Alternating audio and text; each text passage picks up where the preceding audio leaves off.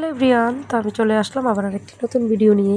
তো আজকে আমরা যাব সবাই মিলে চড়ক পূজায়।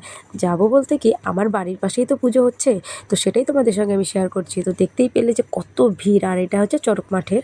তো প্রথমে আসলাম, এত ভিড় দেখে আমরা বেরিয়ে গেছি, কারণ এখনও চড়ক ঘোরাতে অনেকটা দেরি আছে। আর ইনি দেখো পিঠে বড়শি ফুরিয়েছেন। তো আমি, দিদি, বোন, জামাইবাবু সবাই মিলে গিয়েছিলাম, সাথে আমার মেয়েকেও নিয়ে গিয়েছি, সাথে আমার আবার বড় আছে। তো তারপর দেখো মেলায় একটু ঘোরাঘুরি করছি। চড়ক মেলায় এত বড় দোকান ভাবাই যায় না। কাট গাজা কি, আমার মেয়ে বায়না ধরছে যে ও লটারি কাটবে, মানে লটারি কেটে ডিম পাবে এই আশাতে। কিন্তু আমাদের কপালটা খুবই খারাপ, আমরা একটা লটারিতেও কিছু পাইনি। তারপর ওখান থেকে চলে আসলাম ফুচকা খেতে। তো মেলায় গিয়েছি, কুচুর মুচুর তো কিছু খেতেই হবে। আর বিশ্বাস করবে না, এবার মেলাতে এত ভিড় হয়েছে আর এত দোকান এসেছে, যেটা আগে এত বছর ধরে মেলা হচ্ছে কোনোবারও এতটা, মানে এত দোকান আসেনি, এবার প্রচুর দোকান এসেছে। তো তারপর দেখো চলে আসলাম মেলার মাঠে। এখানে হলো গিয়ে গাছ গড়ানো হচ্ছে।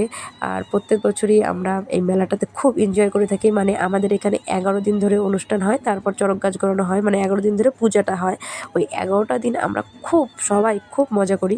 আর প্রসাদের তো কোনো তুলনাই হয় না, প্রত্যেক দিনই আমরা প্রসাদ পেয়ে যাই। তারপর মেলা ঘুরতে ঘুরতে আমার মেয়ে বায়না করলো যে একটু আইসক্রিম খাবে। তারপর মা মেয়ে মিলে আবার একটু আইসক্রিমও খেয়ে নিলাম।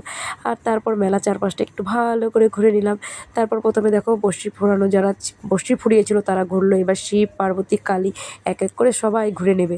আর সবাই একবার কমেন্টে বলে যেও হর হর মহাদেব। তোমরা আগে যারা চড়ক গাছ ঘোরানো দেখোনি, তারা প্লিজ আমার ভিডিওটা দেখে নিও, তাহলে অবশ্যই তোমাদের ভালো লাগবে। তারপর আবার দেখো আমরা চলে আসলাম এখানে লটারি কাটতে। তো আমার বোন খেলে নিল। তারপর দেখো এবার হচ্ছে মেলা শেষের পরে আমরা গিয়েছিলাম চড়ক গাছের গোড়ায়, কারণ প্রথমে প্রচণ্ড ভিড় ছিল, তখন আমরা যেতে পারবো না ওই ঠেলাঠেলি করে। তো তার জন্য আমরা প্রত্যেকবারই যখন মেলা একটু ফাঁকা হয়ে যায়, তখন আমরা মেলার মাঠে যাই এবং চড়ক গাছ দর্শন করি এবং নমস্কার করি। তারপরে এদিকে আমার মেয়ে বায়না ধরছে ও আর কি হেয়ার বেল্ট কিনবে। তো আমার বোনের থেকে ও নিয়ে নিল এই হেয়ার ব্যান্ডটা, আর একটু পরেও দেখাচ্ছে যে মানে ওকে কেমন লাগছে। তো তারপর আবার আরেকটা আইসক্রিম খেয়ে নিলাম।